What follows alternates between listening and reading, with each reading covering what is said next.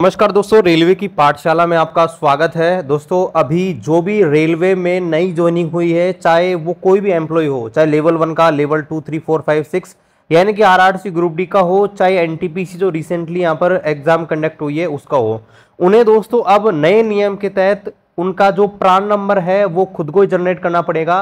मतलब जो NPS number या प्रान नंबर जिसके थ्रू आपका एनपीएस कटेगा और जहां आप जो है आपका एनपीएस जो अकाउंट खुलेगा वो दोस्तों आपको खुद को ही जनरेट करना होगा। क्योंकि आपको पता है कि रेलवे के अंदर इतनी बड़ी संख्या में यहाँ पर रिक्रूटमेंट हुई है, तो ऐसे में अगर आपका जो क्लर्क है, जो एनपीएस देखता है, जो भी आपका डीसी है, अगर वो इस काम को करेगा तो उसे बहुत लंबा टाइम लग सकता है। तो ऐसे में समय को बचाने के लिए जो भी आपके रेलवे ऑफिस हैं वहां से आपको ये लेटर मिल रहे होंगे या सूचना मिल रही होगी, आपको खुद को ही आपका प्रान नंबर जो है जनरेट करना है। तो आज के इस वीडियो में मैं आपको बताऊंगा कि किस प्रकार से रेल कर्मचारी आपका खुद का प्रान नंबर जनरेट कर सकता है। देखिए हमको भी यहाँ पर देखिए ये ऑर्डर यहाँ पर आ चुका है, आप देखेंगे तो ये हमको हमारे डिवीजन से ये यहाँ पर भेजा गया है कि आपको खुद को ही आपका जो प्रान नंबर है यहाँ पर जनरेट करना होगा, ठीक है।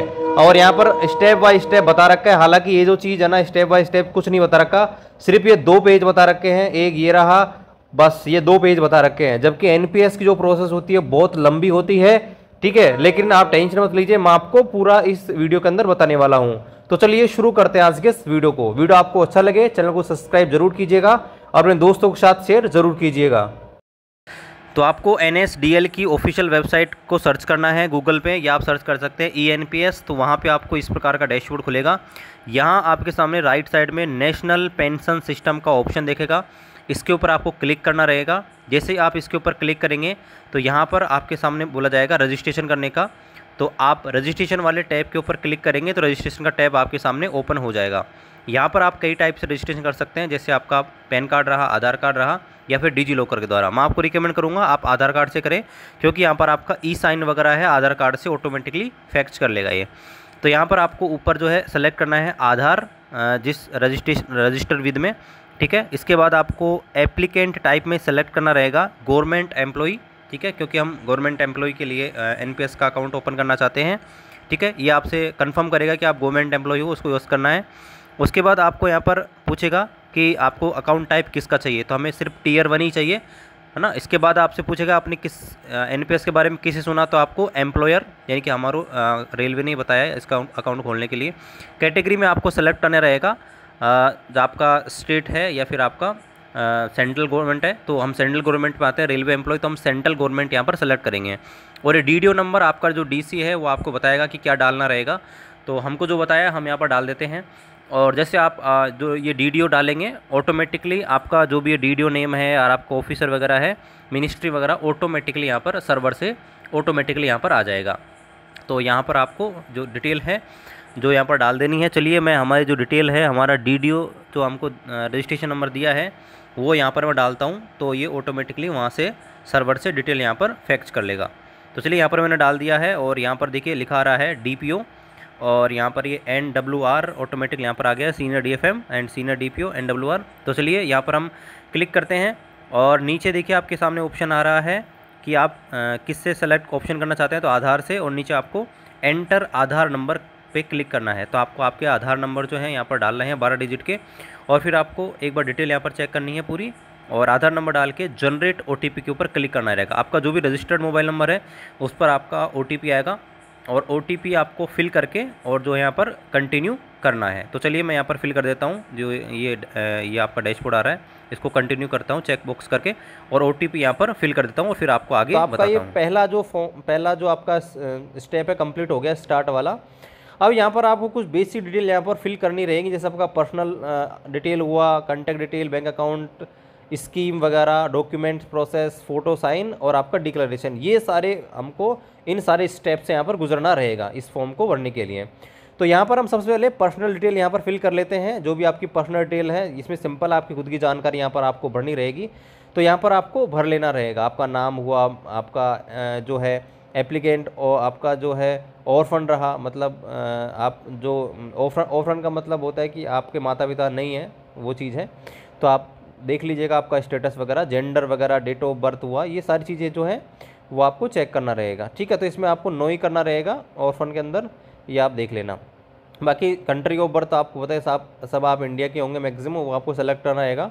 और यहाँ पर डेट ऑफ बर्थ आपको पता ही है, आपके जेंडर आपको पता ही है, नेशनलिटी इंडियन हो जाएगी। मैरिशल स्टेटस जो आपका होगा देख लीजिएगा, आप बैचलर हैं, मैरिड हैं या जो भी है वो आप यहाँ से सेलेक्ट कर सकते हैं। इसके अलावा यहाँ पर आपका mobile number very very important है, ध्यान रखना है। इसके अलावा यहाँ पर एक name of printed on the pan card, आपका जो पैन कार्ड आएगा ना, पैन कार्ड, उसमें दोस्तों आप नाम किसका है, मतलब आपको पता होगा कि आधार कार्ड आता है उसमें पिता का नाम लिखाता है पीछे की तरफ, तो यहाँ पर आपके पास ऑप्शन है पैन कार्ड में कि आप माता का नाम भी दिखा सकते हैं आपके नाम के साथ, तो कोई सब सेलेक्ट कर सकते हैं। इसके बाद यहाँ पर फैमिली डिटेल आपको डालनी रहेगी, आप जो है फैमिली टाइटल यहाँ पर डालेंगे, तो यहाँ पर जो है आपके पिता का नाम डाल सकते हैं। जैसे आप यहाँ पर चूज़ करोगे ना कि माँ का नाम दिखाना है या पिता का नाम दिखाना है, उस हिसाब से आपका फैमिली डिटेल यहाँ पर आ जाएगा, उस चीज़ का आपको ध्यान रखना है। तो यहाँ पर आप डाल सकते हैं जो भी आपने सेलेक्ट किया है, तो यहाँ पर आपका जो है आप नाम डाल सकते हैं राइट साइड में, कंपलसरी नहीं है लेकिन डाल सकते हैं, ठीक है। अब आगे यहाँ पर देखिए आपकी आइडेंटिटी डिटेल आपको डालनी है, तो आपको पैन कार्ड नंबर आपका यहाँ पर डालना रहेगा, ठीक है। और यहाँ पर आपका जो आधार कार्ड है, आधार कार्ड के 4 डिजिट आपको यहाँ पर डालने रहेंगे। और इसके बाद दोस्तों आपको यहाँ पर कंटिन्यू पे क्लिक करना रहेगा, ठीक है। कंटिन्यू पे क्लिक करेंगे तो आपके सामने वही जो है पॉपअप ओपन होगा जिसको आपको प्रोसीड करना रहेगा, ठीक है। यहाँ पर OTP आएगा और OTP का आपको डालना रहेगा। जैसे आप OTP डालेंगे, OTP डालने के बाद आपको प्रोसीड यहाँ पर करना रहेगा और यहाँ पर ओके के ऊपर क्लिक करना है। इसके बाद आपका यहाँ पर जो है एक्नॉलेजमेंट नंबर आ जाएगा, जो कि बहुत इंपॉर्टेंट है, इस पेज का आपको स्क्रीनशॉट लेके रखना है। और यहाँ पर ये रिसीव डेट भी आपको ध्यान रखनी है, ये तो आपको हालांकि इसका ईमेल आ जाता है और मैसेज भी आ जाता है, फिर भी आपको इस चीज़ का ध्यान रखना है क्योंकि आगे की जो प्रोसेस होगी वो हम इसी के थ्रू यहाँ पर करने वाले हैं। तो हमारा जो पहला स्टेप है यहाँ पर कंप्लीट हो चुका है, एक्नॉलेज नंबर हमारे आ चुके हैं। अब यहाँ पर हम आते हैं और हमारा कॉन्टैक्ट डिटेल्स यहाँ पर अपडेट करते हैं। तो यहाँ पर देखो आपको कॉन्टैक्ट डिटेल यहाँ पर आपको भरनी है। टैक्स पेयर जो है, तो आप टैक्स पेयर जो है नॉन US ही सेलेक्ट करेंगे, ठीक है। इसमें आपको ध्यान रखना है आप US के पर्सन नहीं है, यह आपको ध्यान रखना है। आप टैक्स पेयर इंडिया के हैं तो वही आपको सेलेक्ट करना रहेगा। और यहाँ पर आपको जो है आपकी डिटेल यहाँ पर डाल सकते हैं रेजिडेंस की। इसके अलावा आपको नीचे आपका ईमेल और मोबाइल नंबर पर OTP आपको भेजना रहेगा और उसको यहाँ पर डालना रहेगा। तो आपको वेरिफिकेशन करना है ईमेल ID के थ्रू और मोबाइल नंबर का OTP आएगा दोनों के थ्रू, तो दोनों का यहाँ पर कर दीजिएगा। ईमेल पर एक OTP आएगा और आपका मोबाइल पर, दोनों को आपको भर देना है। और एड्रेस डिटेल आपसे मांगेगा तो आपको आपका जो भी एड्रेस है यहाँ पर फिल करना रहेगा, ठीक है। वो आपका पिन कोड वगैरह कहाँ रहते हो सब कुछ आपको भरना रहेगा। उसके बाद आपका बैंक एंड ऑफिस डिटेल आपको यहाँ पर डालनी रहेगी। आपकी इनकम क्या है, तो फिलहाल आपकी इनकम अगर लेवल 1 में आप हैं तो आप डाल सकते हैं 1 लाख से 5 लाख आप डाल सकते हैं, ठीक है। अगर आप वो देख लीजिएगा आपकी सैलरी कितनी बन रही है उस हिसाब से। तो यहाँ पर अगर आप लेवल ज़्यादा के हैं, जैसे लेवल 5-6 के हैं, तो आप 5 से 10 लाख भी डाल सकते हैं। अगर आप यहाँ पे आप डाल सकते हैं अगर आप पॉलिटिकली एक्सपोर्ट पर्सन है या नहीं है तो भी आप यहाँ पर सेलेक्ट कर सकते हैं, नॉट एप्लीकेबल भी क्लिक कर सकते हैं, ठीक है। इसके अलावा यहाँ पर आपका पॉलिटिक्स में कोई जानकार है तो उस आप दे सकते हैं, अदरवाइज़ आप नो कर सकते हैं, ठीक है। तो इसके बाद हम आते हैं नीचे, एम्प्लॉयर डिटेल आपको यहाँ पर सेलेक्ट करनी रहेगी। तो यहाँ आपका जो भी डिपार्टमेंट है आपको यहाँ पर डालना रहेगा और यहाँ पर जो है नीचे आपको आपका बैंक अकाउंट डिटेल यहाँ पर डालना रहेगा। देखो बैंक अकाउंट डिटेल बाद में काम आएगा, जब आप जो है आपका NPS का विड्रॉ करेंगे, चाहे पार्शियली करें या फिर एन्युटी पे करेंगे, तो उस समय आपका ये जो अकाउंट है इसके अंदर आपका ये पैसा आपका आएगा। तो आपको जो है अकाउंट जो आपका बैंक अकाउंट डिटेल है इसको बहुत अच्छे से यहाँ पर फिल करनी रहेगी, ठीक है। और यहाँ पर सब कुछ करने के बाद आपको सेव एंड प्रोसेस के ऊपर क्लिक करना रहेगा। इसके बाद देखो फिर आपके सामने आएगा स्कीम एंड नॉमिनेशन। अब देखिए यहाँ पर क्या है, आपसे जो है यहाँ पर पूछेगा कि आप किस प्रकार का स्कीम लेना चाहते हैं। देखो स्कीम के ऊपर मैं अलग से वीडियो बना दूंगा, फिलहाल आप डिफ़ॉल्ट सेलेक्ट कर सकते हैं, ठीक है। और या फिर आप खुद भी सेलेक्ट कर सकते हैं। यहाँ पर देखो डिफ़ॉल्ट में क्या होता है कि जो भी आपको बेस्ट जो स्कीम है वो ऑटोमेटिकली आपकी एज के हिसाब से यहाँ पर डिसाइड हो जाएगी। और यहाँ पर देखिए आपका जो स्कीम है, स्कीम आप कोई सी भी सेलेक्ट कर सकते हैं, ठीक है। अदरवाइज़ आप जो ऑप्शन भी सेलेक्ट कर सकते हैं, LC25 हुआ, LC50 हुआ, जो भी आप लेना चाहते हैं। उसके बाद आपको नॉमिनी डिटेल यहाँ पर भरनी रहेगी। तो नॉमिनी जो है मतलब आप अगर इन केस आपके साथ कुछ अगर हादसा हो जाए, आप नहीं रहें, तो वो पैसा किसको मिले, ठीक है। तो आप नॉमिनी यहाँ पर फिल कर सकते हैं। अगर माइनर केस है उस केस में आपको उनके गार्जियन की डिटेल भी देनी पड़ेगी, और माइनर नहीं है आपका जो नॉमिनी है तो आपको नहीं देनी पड़ेगी उनके गार्जियन की डिटेल। तो ये सब चीज़ आपको फिल कर लेनी है, बेसिक डिटेल है, एड्रेस वगैरह ये सब चीज़ें। और फिर आपको सेव एंड प्रोसीड के ऊपर क्लिक करना रहेगा, ठीक है।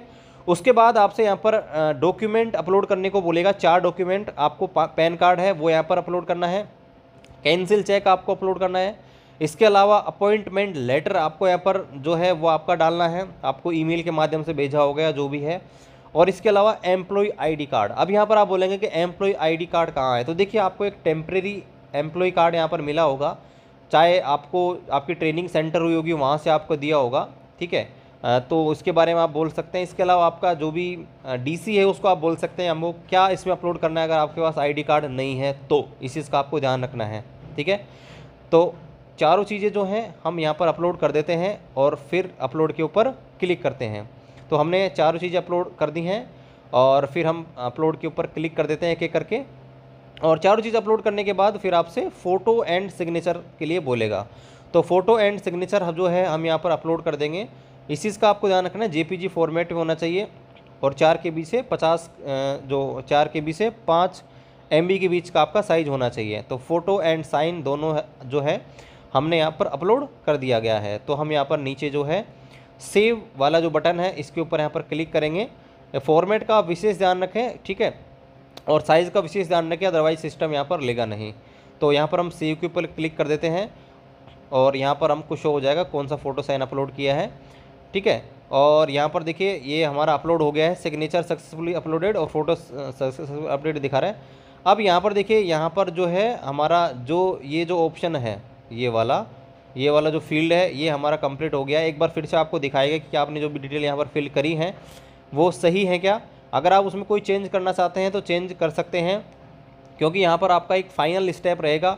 वो फाइनल स्टेप करने के बाद फिर आपका जो है आपके हाथ में नहीं रहेगा प्रोसेस। तो ये आपका दूसरा स्टेप है एक्नॉलेजमेंट वाला, वो करने के लिए आप पूरी डिटेल यहाँ पर एक बार पूरे जो भी आपने डिटेल भरी है 5 की 5 वो यहाँ पर देख लेंगे। 5-6 जो भी हैं, पर्सनल डिटेल हुआ, आपका बैंक अकाउंट डिटेल हुआ वगैरह, इनको आपको सबको एक बार वापस से चेक कर लेना है अच्छे से, ठीक है, जो भी आपने डिटेल भरी है।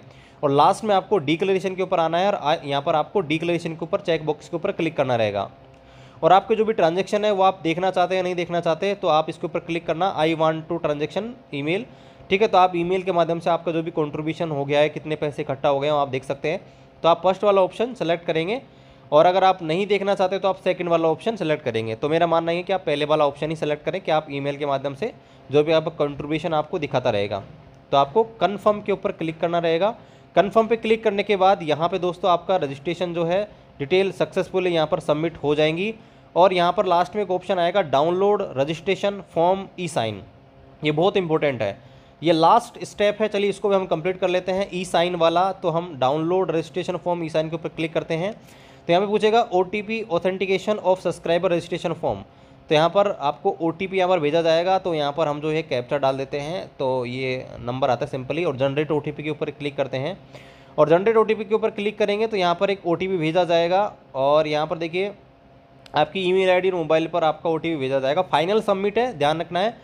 तो आपको दोनों OTP यहाँ पर डालने रहेंगे, जो भी आपका ईमेल पर भेजा गया है और जो आपका मोबाइल पे भेजा गया है वो, और ये कैप्चा कोड डाल के आपको यहाँ पर वेरीफाई करना है। इसके बाद आपका जो फॉर्म है ऑटोमेटिकली सिस्टम जनरेट कर देगा, ये डाउनलोड कर देगा। और ये जनरेट होने के बाद आपके पास 15 दिन का टाइम होता है, जो भी आपका नोडल ऑफिसर है उसके पास आपका ये फॉर्म चला जाता है ऑनलाइन और उसको यहाँ पर आपका प्राण जनरेट करना होता है।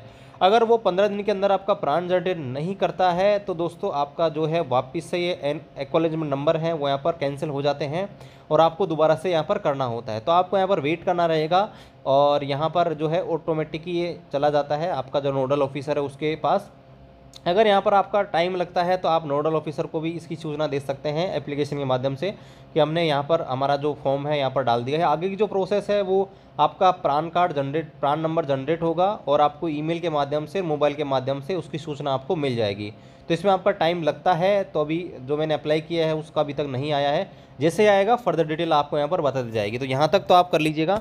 किसी प्रकार का डाउट है कमेंट कीजिए, चैनल को जरूर सब्सक्राइब कीजिए, दोस्तों के साथ शेयर कीजिए। मिलते हैं अगले वीडियो में, तब तक जय हिंद, वंदे मातरम।